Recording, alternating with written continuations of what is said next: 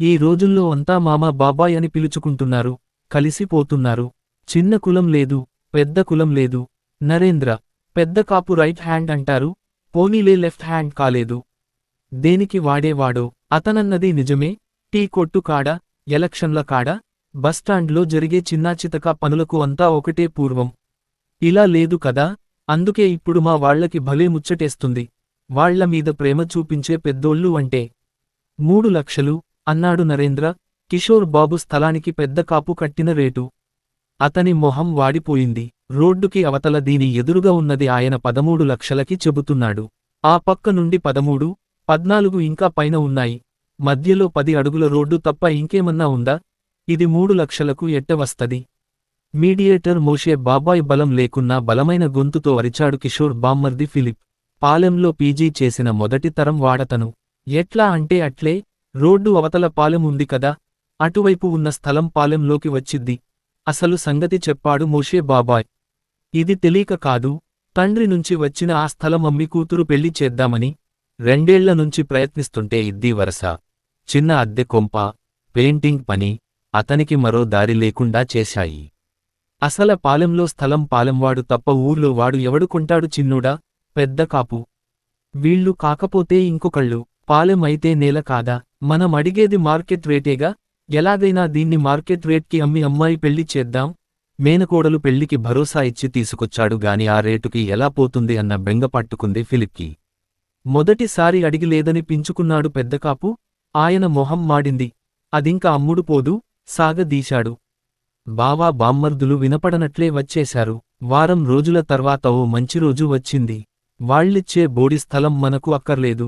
ఉత్త పుణ్యానికి గవర్నమెంట్ ఇస్తుంటే వద్దంటాడు ఏంది వీడు? యాడనైనా బామ్మర్ది అంటే బావ బాగు కోరుకుంటాడు కాని ఇట్ట మాత్రం చెయ్యరు. గడ్డానికి అంటిన పెరుగన్నం తుడవడం ఆపి అన్నాడు బావకిషోర్.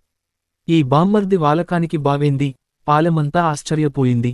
పోదూ మరి, చేతి వృత్తుల వాళ్లకి అంటే టైలర్లకి, ఫోటోగ్రాఫర్లకు, ఆటో డ్రైవర్లకు, పెయింటర్లకి వగైరా వగైరా చాలా మందికి ఊర్లో గవర్నమెంట్ ఇళ్ల స్థలాలు కేటాయించింది. అదేదో అందరినీ పిలిచి నీకిది ఇది అని పట్టాలిస్తే సరిపోదు. అలా జరగల, వెరైటీగా అయ్యిందిలే. ఊర్లో కొప్పుకొండ అని ఫేమస్ కొండ ఉంది. దాన్ని బట్టే మా ఊరికి ఈ పేరు వచ్చింది. ఏ పేరు? ఎర్రగొండపాలెం అని. ఆ కొండ ఎర్రగా ఉంటది గదా మరి.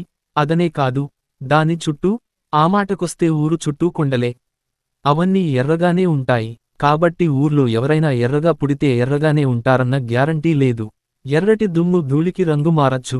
కొప్పుకొండకి కాస్త ఎడంగా మరో చిన్న కొండ ఉంది. దేశంలో ఊరికి దగ్గరగానో, ఊరులోనో కొండ ఉంటే అది ఖాళీగా ఉండదు. ఏ వెంకటేశ్వర స్వామి వైకుంఠగిరిగానో, జీసస్ కల్వరి కొండగానో మారిపోతుంది. అట్టా కొప్పు కొండ మీద గుడిని, చిన్న కొండమీద పిలువని స్థాపించి ఆ స్థలాలు దేవుళ్లవిగా లేదా స్థాపించిన వాళ్లవిగా అధికారికంగా ప్రకటించారు పూర్వం. మరే, ఆ కొండల దగ్గర చాలా మందికి చాలా మెమరీలుంటాయి. అవన్నీ చెప్పుకోవద్దులే గాని, ఇప్పుడు చెప్పుకోవాల్సింది ఒకటుంది. బావకి బామ్మర్దికి తగువు పెట్టింది ఏదని. చిన్నకొండ వారగా ఉన్న ఖాళీ స్థలాలకు ఏ పాపం తెలీదు. పాపమంతా జనందే. మీరు పోయి ఇల్లు కట్టుకోండి, మేము వచ్చి ఎంక్వైరీ చేసి పట్టాలిస్తాం అన్నారు ఎంఆర్ఓ. ఇదేదో వెరైటీగా ఉందే అనుకున్నారు విన్నవాళ్లు. ఆ రోజు నుంచి అక్కడికి వచ్చి ఎవరికి దొరికింది వాడు తన ప్లాటుగా ప్రకటించుకున్నారు.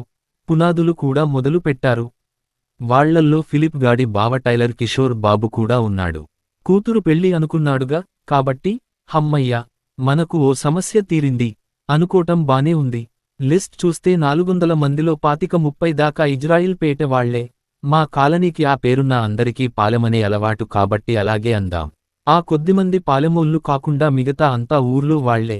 ఈ స్థలాలు మార్కాపురం హైవేకి దగ్గరగా ఉండటం వల్ల మంచి కాలనీ ఏర్పడిపోతుందని అందరికీ సంతోషంగానే ఉంది. అట్టానే ఉంటే మనం ఇంత చెప్పుకోము కదా.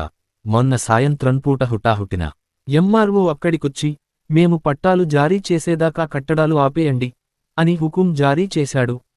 జీ హుజూర్ అన్నారు జనం. ఆ ముక్కేదో ముందే ఏడవచ్చుగా అని వీళ్లు ఏడుస్తూ పైన సిలువ దాకా వేసుకున్న బేస్ మట్టాలు కూలగొట్టుకున్నారు. ప్రతి ఒక్కరికీ దాదాపు 50,000 నష్టం.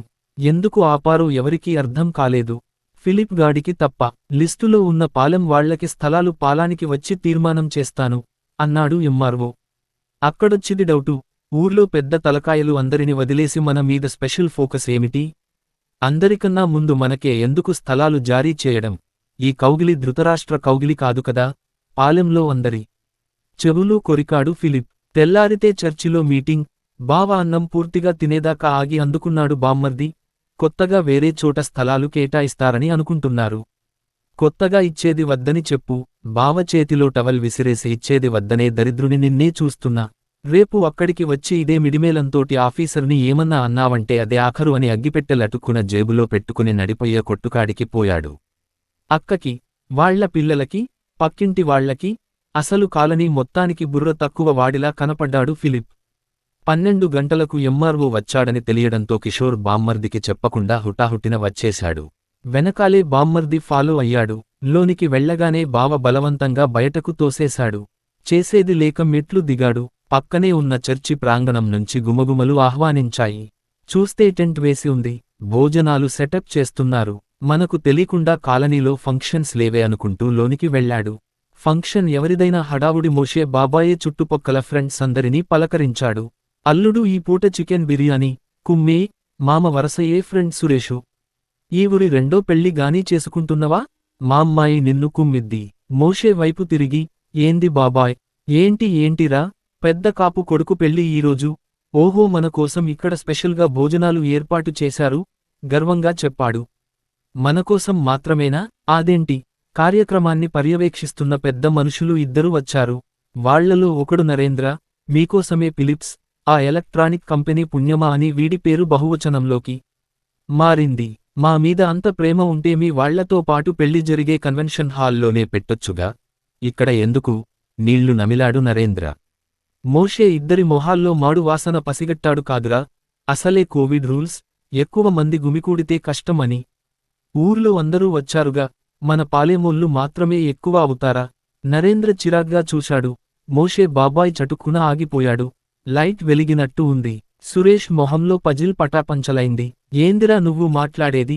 3 ఏళ్ల క్రితం మాజీ సర్పంచ్ ఇంట్లో ఫంక్షన్కి ఆరంభ బంగ్లాలో భోజనం పెడితే మనం తినలేదా? నువ్వు కూడా వచ్చి కుతికల దాకా మెక్కావుగా. ఇప్పుడు ఏమైంది? బ్యాక్కొటేషన్ అంటే అప్పుడు పెట్టింది కూడా ఇదే పద్ధతిలోనా? అందుకేనా ఆ రోజు మన కాలనీ వాళ్లు తప్ప వేరేవాళ్ళెవరు లేరు. అప్పుడు తిన్నందుకు ఇప్పుడు తనను తాను క్షమించుకోలేనంత కుంగిపోయాడు. విన్న ఫ్రెండ్స్ అంతా మొహాలు చూసుకున్నారు. అరే, ఇది మనం తినాల్సిన పనిలేదు, సేనాధిపతిలా ఆదేశించాడు. మోషే కళ్ళ నిండా కారమే అన్నంత ఎర్రగా ఉన్నాయి కళ్ళు. నిన్ను తగువుల మారోడు అన్నది అందుకేరా? ఏరా, నీ స్థలం కొనలేదని గొడవ చెయ్యటానికి వచ్చావా? పో ఇక్కడి నుంచి. నరేంద్ర, మోషే రెక్క పట్టుకుని గేటు దాకా తీసుకొచ్చి వదిలిపెట్టారు. ఓ రకంగా గెంటేశాడు. వాళ్లు చేయాల్సిన పని మన వాడే చేయడం గొప్ప పరిణామ చిహ్నం. నరేంద్ర కూర్చొని చూస్తున్నాడు. మోషే చెప్పిన పనులు చేస్తూ హుషారుగా ఉన్నారు యువత. ఇజ్రాయిల్ బానిసలను 10 కమాండ్మెంట్స్ తెచ్చి రక్షించిన ప్రవక్త మోషేలాగా ఫీల్ అవుతున్నాడు కాబోలు. ఈ ఇజ్రాయిల్ పేటకు నేనే దిక్కు అని. అసలు బానిసలు అంటే యూదులు మాత్రమేనా? ఈజిప్ట్, ఆఫ్రికా మరెన్నో దేశాల జనం బానిస బతుకు బతికేవాళ్లు కాదా? అందరికోసం అనే దేవుడు కొందరిని మాత్రమే బానిసత్వం రక్షించి నుంచి మిగతా వాళ్లని గాలికి వదిలేశాడే. అసలు అందులో న్యాయం లేదు. ఇప్పుడు కూడా అలాగే అవుతోంది. ఎలా అడ్డుకోవాలి? బుర్ర గోక్కుంటున్నాడు. ఆలోచిస్తూ పైకి చూశాడు. ఎత్తైన ప్రహరీ గోడ మీద బల్లి పాకుతోంది. ఆలోచన అక్కడే ఆగిపోయింది. సరిగ్గా భోజనం టయానికి కూరల్లో బల్లి పడిందంట.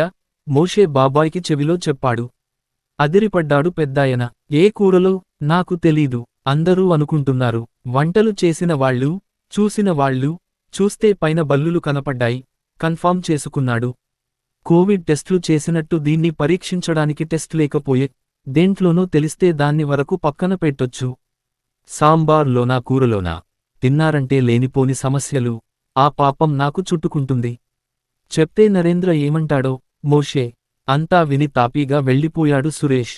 చెప్పక తప్పదుగా, చెప్పాడు. తల పట్టుకుని, ఏం చేద్దాం అన్నాడు.